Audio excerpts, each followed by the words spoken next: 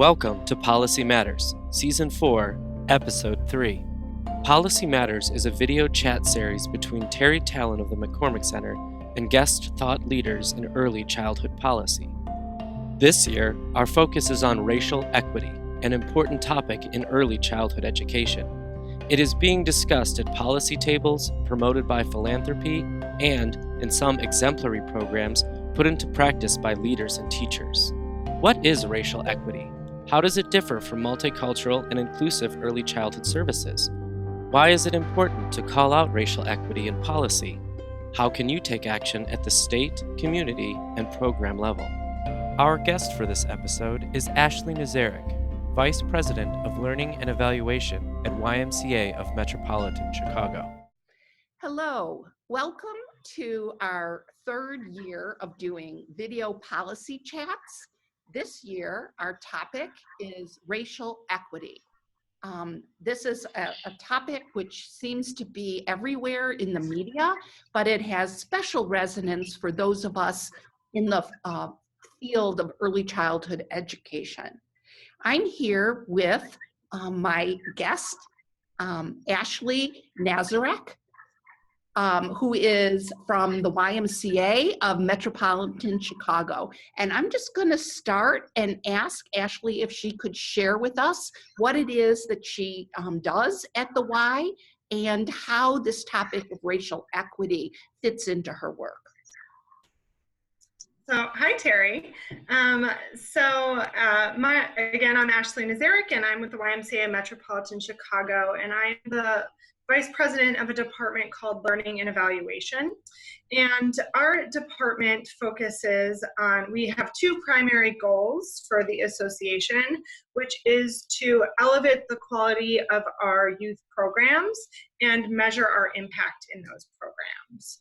So how we do this is through three primary strategies: assessment and evaluation work, professional learning, and supporting our staff through professional learning.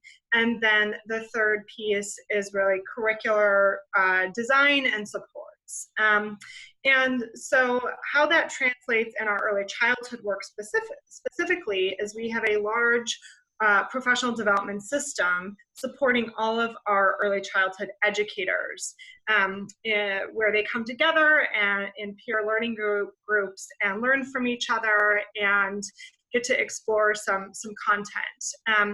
For us, a big pillar of this work has been adopting a social justice framework and really diving into anti-bias education, which has interestingly led to conversations around racial equity. So that's really our entry point into the work and how we have, how we've ended up in this place where, as an organization, and specifically in our early childhood programs, we've been thinking about anti-bias education and the practices that we apply there, and then also racial equity work and what that looks like, and where it's similar and where it's dissimilar.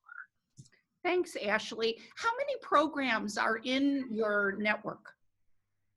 We have 17 early childhood programs across various regions. We are the Y of Metro Chicago is a large organization, so we, in terms of our geographic reach, so we have an early childhood site as far up as Crystal Lake, and also have many programs here in the city, predominantly on the west and south sides.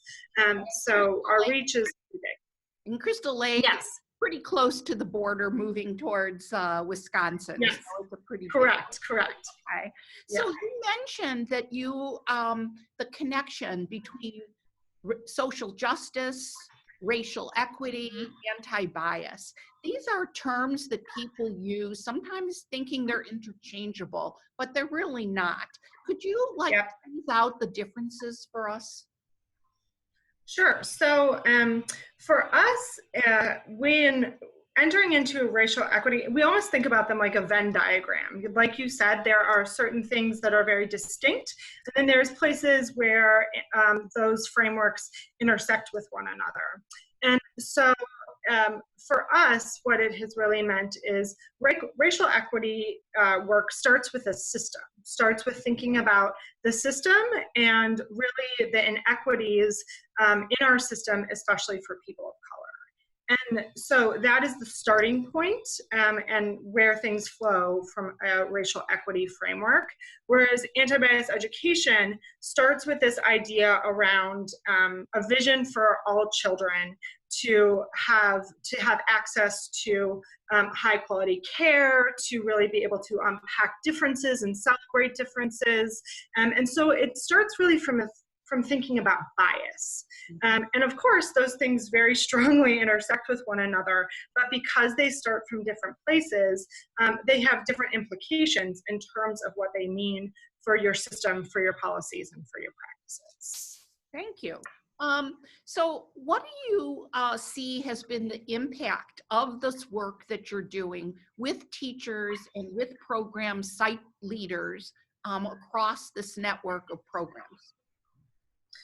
So one of the biggest things that sounds like a very obvious thing, but I think is one of those so easy to say, so hard to do practices, is really having the hard conversations.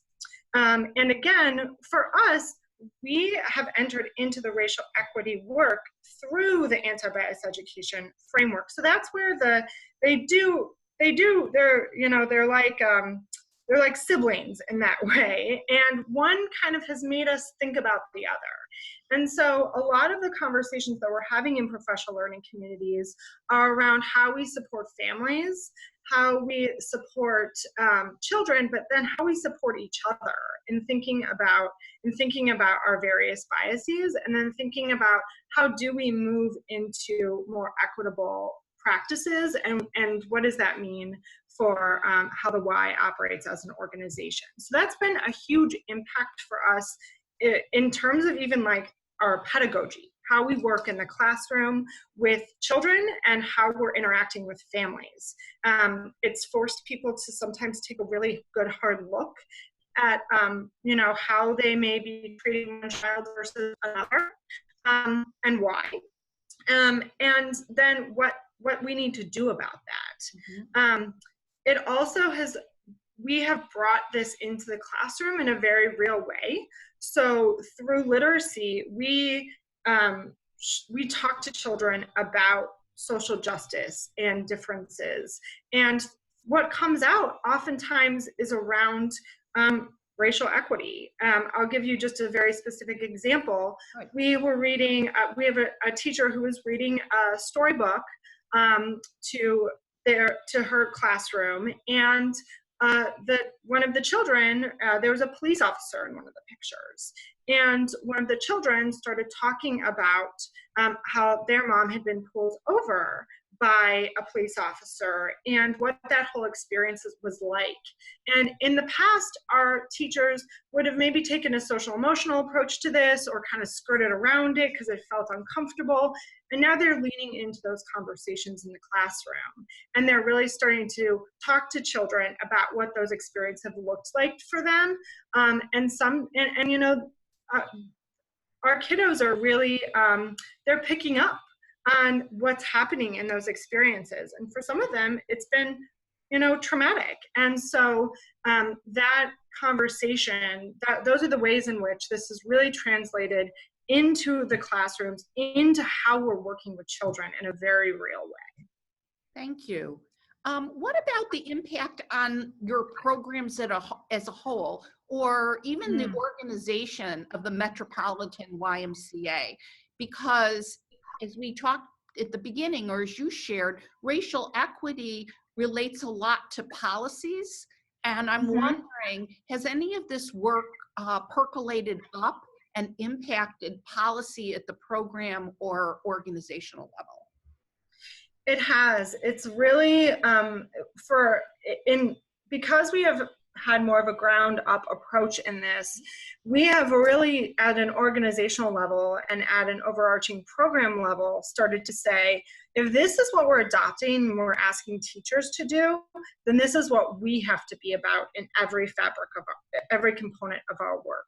So that equates to access, diversity, and inclusion of our staff, how we support staff to even get to the next component of their career, because we know that there are access issues, especially for women of color in our field. And so how do we make sure that we are professionalizing from within and really representing our staff and our communities, and not just looking to, as we want to increase credentials, for example, bring in folks who arguably could then, there could be a whitening of our field in that way. So what we have been really asking ourselves is, what are the various structures and levels from an organizational policy, what policies and procedures do we put in place, but then also, how are we thoughtful about partnerships? How are we thoughtful about how we're working and supporting staff? And so it really has started to be something where we recognize that we can't just take this on at a classroom level. It has to be about what the organization is doing. Thank you. Is there anything that you've learned personally from doing this work that impacts at your level the way in which you are influencing policy, perhaps even at the state level? For me, this work has really just continually forced me to think about, how do we, a big part of what my department is responsible for is continuous improvement. And I recently read in the Thorny Knot, which is a New America blog post series, around let's really have a conversation about all of the inputs and things that we put into the field and what they look like. Let's take the unseen and make it seen. And so for me personally, that continues to be a part of what I strive to do here at the Y, and how I look at this work. How are we making sure that we're making the unseen seen, and we're having those conversations, and that we're sitting down and saying things like, well, when we talk about quality, how are we talking about this work? When we talk about access, how are we talking about this work? When we talk about impact and assessment, how are we talking about this work? So that it becomes woven into every conversation, and not just staying in a certain place around organizational policies or classroom practices. It needs to be integrated everywhere, and that has been one of the things that has been especially eye-opening for me, and I continue to think about in my own position. Ashley, it's been great having this conversation with you. I am so appreciative of the work that you're doing, and I look forward to working with you in the future. Thanks so much.